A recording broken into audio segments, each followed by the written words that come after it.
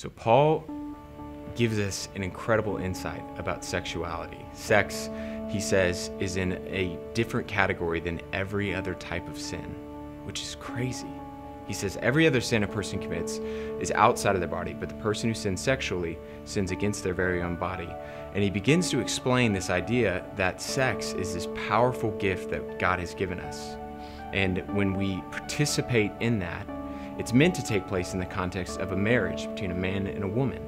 And it's this gift that God has given to glue or unite two people together. And that's the word Paul uses, that in sexuality, God has given this bond, or the same word that Paul uses for unite is glue, where a man and a woman are united together. And what makes sex so dangerous is that if it takes place outside of the context God created it for, marriage, that same uniting or that same gluing can take place. And then it's like ripping two things that have been glued apart together. There's a little bit that remains on either side.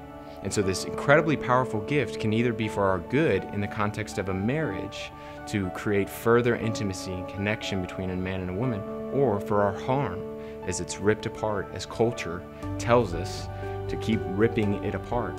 And so Paul lays out, when you do that, you don't understand what sex is. You don't understand the power of the thing that you're participating in. I think we know how powerful it is. Why is it that when someone is raped, they carry baggage for years of just this pain in their life? Different than if they were just beat up. It's not just physical like culture says. Why is it when sexual abuse tragically takes place at a young age, for years and years, people carry that into adulthood and it messes with them for the rest of their life? It's not like other sins where I got drunk one time or I stole this one thing and I've just carried guilt for the last 30 years. There's something unique about it. And Paul says, I can tell you what that is. It is this powerful gift that God has given us. And he can redeem any story as far as sexuality goes in your past experience, but it is a gift that is intended to be used in the context of marriage. So Paul, to this group who was going to prostitutes inside of the temple, who maybe they didn't know this was not a good idea, says, you have no idea.